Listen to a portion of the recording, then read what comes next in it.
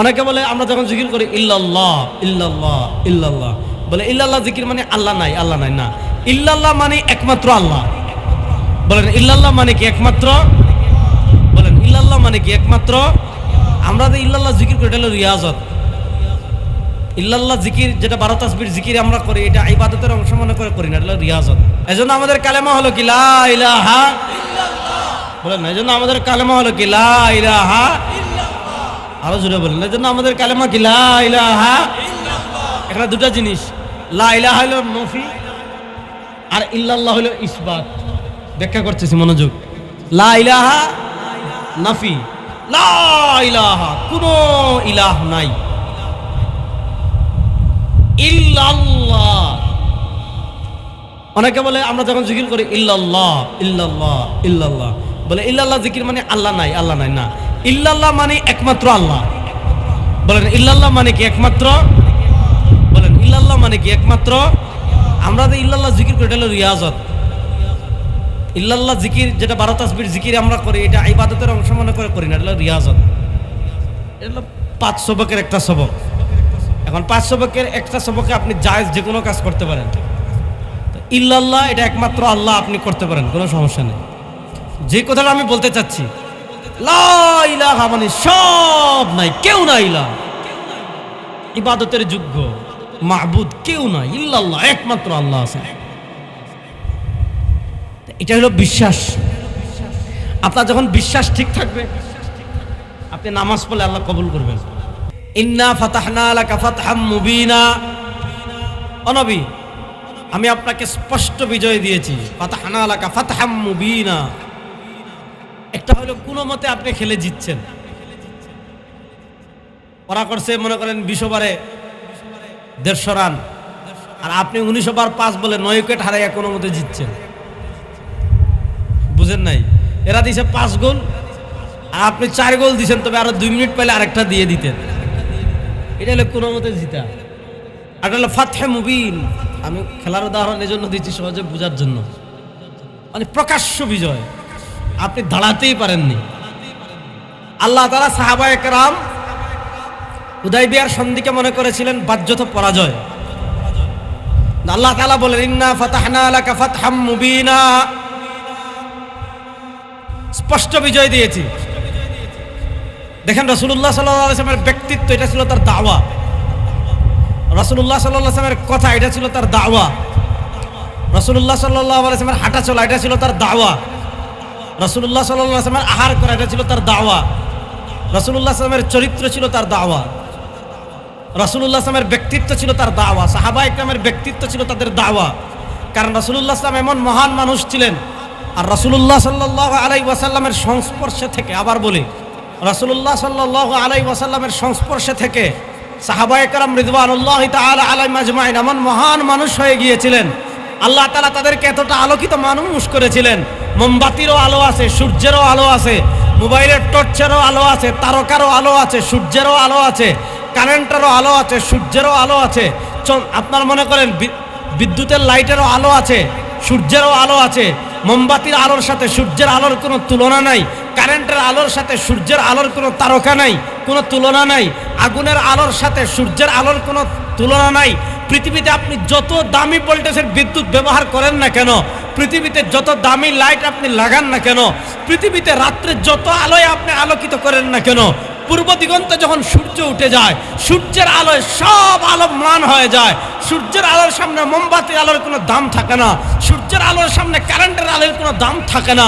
সূর্যের আলোর সামনে আর কোনো বাতির কোনো দাম যেমন থাকে না, পৃথিবীর সব সূর্য যদি এক জায়গায় রাখেন, পৃথিবীর সব আলো যদি এক জায়গায় রাখেন, পৃথিবীর সব গাউস কুতুব ওলি আল্লাহ সবার আলোকে যদি এক পাল্লায় রাখেন, সাহাবায়ে কেরাম নবীর সংস্পর্শ থেকে এমন আলোকিত হয়েছেন, সারা দুনিয়ার সব ওলি আল্লাহ মিলে একজন সাহাবীর একটা পশমের সমান হবেন না। কেন তারা এতটা আলোকিত হয়েছেন? কারণ তারা তার সুহবত পেয়েছেন। তিনি হলেন ইমামুল আম্বিয়া, দু জাহানের বাদশা, তাজদারে মদিনা জনাবে মুহাম্মদুর রাসূলুল্লাহ। এটা মহব্বতে বলেন না, জনাবে মুহাম্মদুর রাসূলুল্লাহ সাল্লাল্লাহু আলাইহি ওয়াসাল্লাম। এজন্য আমি যে কথাটা বলতে চাচ্ছি, যখন আপনি মনে করেন একদম বৈরী সম্পর্ক, আপনিও তার ঘরের দিকে থাকান না, সেও আপনার ঘরের দিকে থাকায় না, আপনি তার চেহারার দিকে থাকান না, সেও আপনার চেহারার দিকে থাকায় না, অনেক শত্রুতা। এখন দেখা গেল শত্রুতা একটু কমছে, মাঝে মধ্যে আপনিও তার ঘরে যান, সেও আপনার ঘরে আসে, আপনার বিয়ে শাদীতে তারে দাওয়াত দেন, তার বিয়ে শাদীতে আপনারে দাওয়াত দেন, আপনার কাছে একটা কাঁঠাল পাকলে অর্ধেক তারে দেন, তার কাছে একটা কাঁঠাল পাকলে সেও আপনাকে দেয়, আপনার কাছে কয়েকটা আম পাকলে একটা তার বাসে পাঠান। এখন দেখা যাচ্ছে সম্পর্ক হওয়ার কারণে একটু আসা যাওয়া হয়। এখন থেকে না রে, এতদিন তার ব্যাপারে তো ভুল জানলাম, এতদিন তো তার ব্যাপারে ভুল জানলাম, এতদিন তো তার ব্যাপারে ভুল জানলাম। এখন দেখা যাচ্ছে কি যে এই যে মানে চেঞ্জ হয়ে যাচ্ছে। আপনি সুলহ হুদাইবিয়ার আগে মদিনার মুসলমান আর মক্কার কাফেরদের সম্পর্ক, এখন দেখা যাচ্ছে মদিনায় অনেক সাহাবায়ে কেরাম মক্কা থেকে হিজরত করে গিয়েছেন, এখন মক্কায় যারা আছে এরা তো এদের আত্মীয় স্বজন, কিন্তু এতদিন ধরে কোনো সম্পর্ক ছিল না, কারণ বদর হয়েছে, অহুদ হয়েছে, খন্দক হয়েছে, খালি যুদ্ধ আর যুদ্ধ, যুদ্ধ আর যুদ্ধ, যুদ্ধ আর যুদ্ধ। এক যুদ্ধে মুসলমানরা তাদেরকে মারে, আবার আরেক যুদ্ধ তারা মুসলমানদের 70 জনকে শহীদ করে দেয়। বদরের যুদ্ধে তাদের শহীদ হয়েছে, ইহুদে মুসলমানদের শহীদ হয়েছে, খন্দকে তারা পরাজিত হয়েছে। এখন দেখা যাচ্ছে বিভিন্ন ছোট ছোট যুদ্ধে খালি কাফেররা পরাজিতই হচ্ছে, পরাজিতই হচ্ছে, পরাজিতই হচ্ছে। এখন তারা যখন সুলহে হুদাইবিয়া হলো যে কোনো যুদ্ধ বিগ্রহ হবে না, এটা হবে না, ওইটা হবে না, এখন দেখা যাচ্ছে তারাও মাঝে মধ্যে কুটুম খেতে আত্মীয়র বাড়ি বেড়াতে মদিনায় আসে, আবার এরাও মক্কায় যায়। তখন তারা দেখা যাচ্ছে সাহাবা একরামের যে আল্লাহ তাআলা যে ব্যক্তিত্ব দান করেছেন, সাহাবা একরামের ব্যক্তিত্বের কারণে, রাসূলুল্লাহ সাল্লাল্লাহু আলাইহি ওয়াসাল্লামের ব্যক্তিত্বের কারণে আপনার শুকনো খড়ে যদি আপনি সামান্য আগুন মারেন, একটা মেচের কাঠি যদি আপনি শুকনো খড়ে মারেন, মুহূর্তের ভিতর যেমন দাউ দাউ করে আগুন জ্বলে যাবে। সাহাবায়ে কেরাম রিদওয়ানুল্লাহি আজমাইনের চরিত্র, ব্যক্তিত্ব, তাদের যে আপনার ইসলামের প্রতি তারা যে তাদের যে কমিটমেন্ট, তারা যে নিবেদিত প্রাণ ছিলেন, এগুলোতে মুগ্ধ হয়ে দেখা গেল আগুনের চেয়ে আরো দ্রুত গতিতে, বিদ্যুতের চেয়ে আরো দ্রুত গতিতে ইসলামের আলো ছড়িয়ে পড়ল। আল্লাহ তাআলা সূরাতুল ফাতিহা সাহাবায়ে কেরাম এবং রাসূলুল্লাহ সাল্লাল্লাহু আলাইহি ওয়াসাল্লামকে নিয়ে দুটি কথা বলেছেন।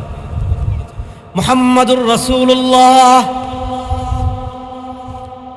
এক নম্বর রাসূলুল্লাহ সাল্লাল্লাহু আলাইহি ওয়াসাল্লামের কথা বলেছেন, মুহাম্মাদুর রাসূলুল্লাহ, মুহাম্মদ আল্লাহর রাসূল, ওয়াল্লাযীনা মাআহু,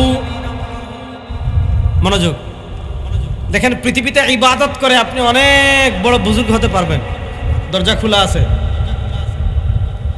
পৃথিবীতে ইবাদত করে আপনি অনেক বড় আল্লাহর ওলি হতে পারবেন, দরজা খোলা আছে।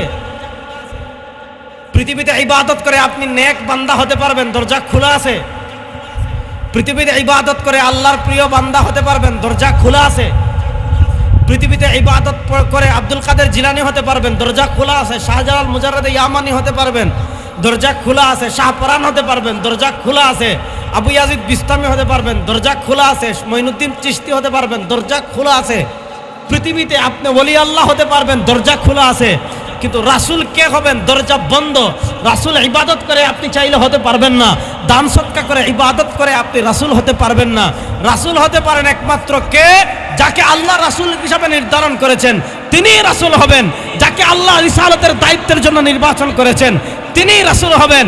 যাকে আল্লাহ নবুয়তের দায়িত্বের জন্য নির্বাচন করেছেন, তিনিই নবী হতে পারবেন। তিনি ছাড়া, যাকে আল্লাহ নির্বাচন করেছেন, তিনি ছাড়া পৃথিবীতে আর কেউ রাসূল হওয়ার কোনো সম্ভাবনা। আচ্ছা, এখন একটা উদাহরণ দেই, ভালো করে বুঝবেন। আপনাদের একটা ছোট্ট মসজিদ, মসজিদ তো অনেক দামি জিনিস। ছোট্ট মানে দেখাইছি যে মানে আয়তনে ছোট, নচেত কোনো মসজিদ ছোট না, সব মসজিদ আল্লাহর ঘর। আচ্ছা, আপনাদের ছোট মসজিদে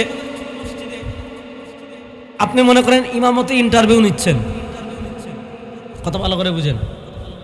এখন এমন একজন হুজুর আসছে, তিলাওয়াত খুবই সুন্দর, কিন্তু আপনি জানেন এই হুজুর কিছুদিন আগে যখন ফুটবল বিশ্বকাপ খেলা চলে, উনি আর্জেন্টিনা বা ব্রাজিলের সাপোর্টার ছিল।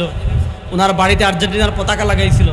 উনি ওনার বাড়ির আঙ্গিনায় একটা আপনার গ্রিন স্ক্রিনের ব্যবস্থা করেছিল, এলইডির ব্যবস্থা করেছিল, এবং এলাকার সবাইরে নিয়ে উনি খেলা দেখছে। তারপরে কি করছে, আর্জেন্টিনা বা ব্রাজিল জিতার পরে এলাকার পোলাপাইন নিয়ে মিছিল দিছে। এখন এমন একজন লোক আপনার মসজিদে ইমামতির ইন্টারভিউ দিতে আসছে, আল্লাহরে হাজির নাজির রেখে বলেন, এমন লোককে মসজিদের ইমাম রাখবেন? সন্দেহ আছে মনে হয়। এমন লোককে মসজিদের ইমামতি রাখবেন? বলবেন হুজুর হয় আপনি ব্রাজিলে যান, না হয় আর্জেন্টিনায় যান, মসজিদে আপনার কোনো কি নাই, দরকার নাই।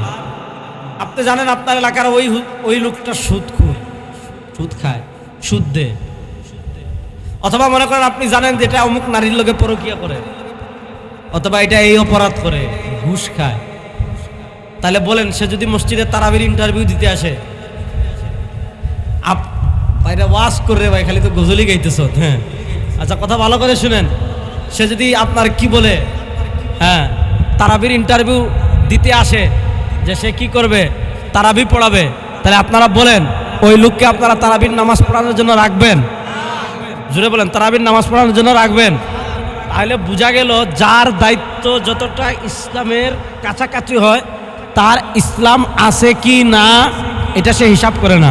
দেখেন কেউ যদি মেম্বারের ভোট চাইতে আসে, মনোযোগ, কেউ যদি মেম্বারের ভোট চাইতে আসে সে ফজরের নামাজ পড়ে কিনা মানুষ এটা দেখে না। কেউ যদি চেয়ারম্যানের ভোট চাইতে আসে সে আসরের নামাজ পড়ে কিনা মানুষ এটা দেখে না। মনে করে উনি তো আর ইমামতি করবে না, আর মেম্বারের কাজ তো অন্যটা। কিন্তু কেউ যদি আপনি মনে করেন আপনার মসজিদে তারাবির ইন্টারভিউ দিতে আসছে, আপনার মসজিদে নামাজ পড়ানোর ইমামতির ইন্টারভিউ দিতে আসছে, কিন্তু আপনি খবর পেলেন আরে যে লোক ইমামতি দিতে আসছে এটা তো মোল্লারগাঁওর মানুষ, অথবা মাধবদীর মানুষ, অথবা পঞ্চবটির মানুষ, অথবা আপনার ওই পারে মেঘনার ওপারে আপনার বাঞ্ছারামপুরের মানুষ, অথবা সিলেটের মানুষ, কিন্তু অনেক দিন ধরে আপনার এলাকায় থাকে, আপনি কি দেখলেন? আপনি দেখলেন যে এই লোক জীবনে ফজরের নামাজই পড়ে না, ফজরের নামাজের সময় সে ঘুমায়। এখন এমন লোক আপনারা এলাকার মহল্লার সবাই জানেন এই লোক ফজরের নামাজই পড়ে না, ফজরের নামাজের সময় ঘুমায়। এই লোক যদি আপনার মসজিদে ইমামতের ইন্টারভিউ দিতে আসে, অথবা আপনি জানেন এই লোক কি আকাম করেছে, অমুক এলাকার অমুক ভাই বিয়ে করে বিদেশে গেছে, এরপরে কিছুদিন পর খবর পাইলেন যে গতকালকে একটা ঘটনা আপনারা দেখেছেন যে কানাডা প্রবাসীর বউ এক মুয়াজ্জিনের সাথে 3 বাচ্চা রেখে পলায়ন করেছে। এই সমস্ত পরকীয়া আমাদের সমাজে এখন আছে না নাই? তো আমি যে বিষয়টা বুঝাতে চাচ্ছি, আপনি যদি জানেন এই লোকটা এমন, সে যদি আপনার মসজিদে খতিব হওয়ার ইন্টারভিউ দিতে আসে, আপনারা কি তাকে খেতাবতির পদের জন্য রাখবেন? মহব্বতে বলেন, খেতাবতির পদের জন্য রাখবেন? রাখবেন না। তাহলে এবার বলেন পৃথিবীতে সবচেয়ে বড় দায়িত্ব কোনটা? মনোযোগ। পৃথিবীতে সবচেয়ে বড় দায়িত্ব কোনটা? মনোযোগ। পৃথিবীতে সবচেয়ে বড় দায়িত্ব হলো নবুয়তের দায়িত্ব। পৃথিবীতে সবচেয়ে বড় দায়িত্ব কোনটা? রিসালতের দায়িত্ব, আল্লাহর দিন মানুষের কাছে পৌঁছানো। হযরত আব্দুল্লাহ ইবনে মাসউদ রাদিয়াল্লাহু তাআলা থেকে হযরত আব্দুল্লাহ ইবনে মাসউদ রাদিয়াল্লাহু তাআলা থেকে মুসনাদে আহমদে একটা বর্ণনা আসছে। সেই বর্ণনা কি? ইন্নাল্লাহা নাযারা ফি কুলুবিল ইবাদ, ইন্নাল্লাহা নাযারা ফি কুলুবিল ইবাদ। আল্লাহ তাআলা এখনো মানুষ সৃষ্টি করেন নাই, আল্লাহ তাআলা এখনো মানুষ সৃষ্টি করেন নাই। তো মানুষ সৃষ্টির আগে, মানুষের মানে শরীর সৃষ্টি করার আগে কি ছিল? রূহ ছিল। তো আল্লাহ তাআলা ইন্নাল্লাহা নাযারা ফি কুলুবিল ইবাদ, আল্লাহ তাআলা রূহের জগতে সারা দুনিয়ার সব মানুষের রূহের দিকে তাকালেন। ভালো করে বুঝেন, আল্লাহ তাআলা রূহের জগতে সব মানুষের রূহের দিকে তাকালেন। ফাওয়াজাদা কলবা মুহাম্মাদিন খায়রাল কুলুব, আল্লাহ তাআলা সব মানুষের রূহের দিকে তাকিয়ে দেখলেন। আবার বলি, আল্লাহ তাআলা রূহের জগতে সব মানুষের রূহের দিকে কুদরতি দৃষ্টিতে তাকালেন। ফাওয়াজাদা কলবা মুহাম্মাদিন খায়রাল কুলুব, আল্লাহ তাআলা দেখলেন মুহাম্মদুর রাসূলুল্লাহ সাল্লাল্লাহু আলাইহি ওয়াসাল্লামের কলব থেকে, মুহাম্মদুর রাসূলুল্লাহ সাল্লাল্লাহু আলাইহি ওয়াসাল্লামের কলব মুবারক থেকে সারা পৃথিবীর যত কলব আছে, সারা পৃথিবীর মানুষের যত অন্তর আছে, আল্লাহ তাআলা তার কুদরতিভাবে সকল রূহের দিকে তাকিয়ে দেখেন বিশ্বনবী ইমামুল আম্বিয়া তাজদার মদিনা জনাবে মুহাম্মদুর রাসূলুল্লাহ সাল্লাল্লাহু আলাইহি ওয়াসাল্লামের কলব থেকে পবিত্র, স্বচ্ছ, পুত পবিত্র কোনো কলব নাই। ফাখতার আলী নবুওয়াতিহি, আল্লাহ তাআলা যখন দেখলেন রাসূলুল্লাহ সাল্লাল্লাহু আলাইহি ওয়াসাল্লামের কলব থেকে পবিত্র কোনো কলব নাই, আল্লাহ তাআলা যখন দেখলেন রাসূলুল্লাহ সাল্লাল্লাহু আলাইহি ওয়াসাল্লামের কলব থেকে স্বচ্ছ কোনো কলব নাই, আল্লাহ তাআলা যখন দেখলেন রাসূলুল্লাহ সাল্লাল্লাহু আলাইহি ওয়াসাল্লামের কলব থেকে আর পুত পবিত্র কোনো কলব নাই, তখন আল্লাহ তাআলা নবুয়তের দায়িত্বের জন্য, রিসালাতের দায়িত্বের জন্য রাসূলুল্লাহ সাল্লাল্লাহু আলাইহি ওয়াসাল্লামকে নির্বাচন করলেন। তাহলে বলেন রাসূলুল্লাহ সাল্লামকে নির্বাচন করেছেন কে? বড় আস্তে বললেন। রাসূলুল্লাহ সাল্লাল্লাহু আলাইহি ওয়াসাল্লামকে নির্বাচন করেছেন কে? আল্লাহ। তার কল্পটা সারা পৃথিবীর সবচেয়ে স্বচ্ছ কল্প। তারা বলেন তার কল্পটা পৃথিবীর সবচেয়ে স্বচ্ছ কল্প।